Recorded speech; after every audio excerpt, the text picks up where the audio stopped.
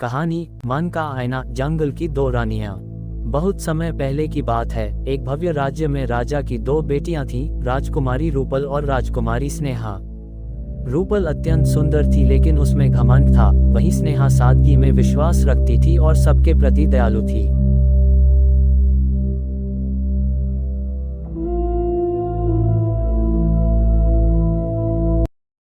रूपल अक्सर आईने के सामने बैठकर कहती, इस राज्य की असली रानी तो मैं ही बनूंगी। ये चेहरा कम है क्या किसी ताज से। वहीं स्नेहा अपनी माँ की सेवा में लगी रहती और कहा करती, रानी वही बनती है जो दूसरों के आंसू पोंछे, न कि सिर्फ आईना देखे।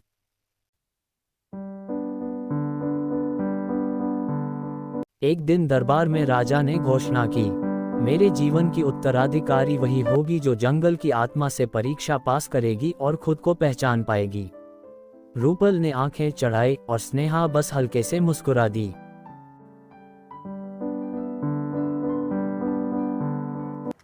अगले ही दिन स्नेहा जंगल की ओर निकल पड़ी। उसके मन में सेवा का भाव था और हाथों में दया की शक्ति। जंगल में प्रवेश करते ही एक पुराने वृक्ष के नीचे बैठे एक साधु मिले।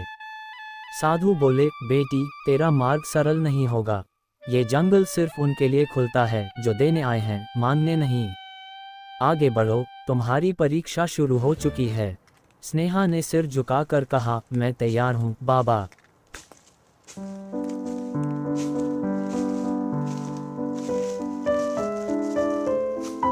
थोड़ा आगे जाने पर उसे एक तेंदुआ दिखाई दिया जो पत्थरों में फंसा हुआ था।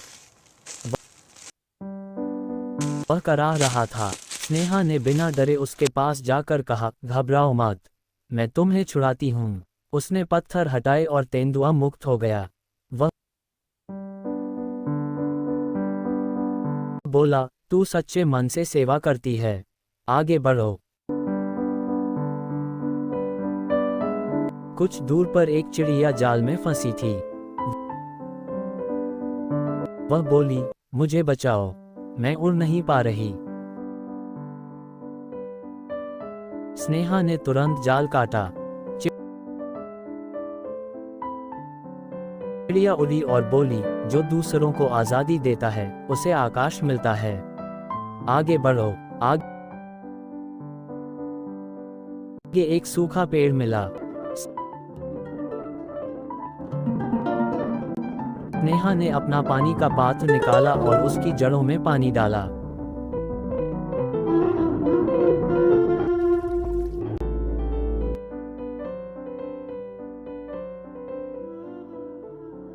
पेड़ धीरे से बोला, जो सूखे में भी हरियाली लाए वही जीवन का संदेशवाहक है। अब जा, तालाब में स्नान कर।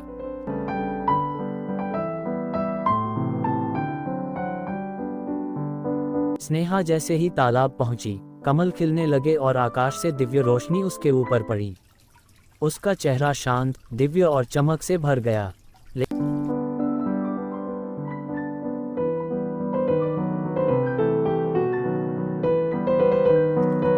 लेकिन फिर भी उसके चेहरे पर कोई घमंड नहीं था।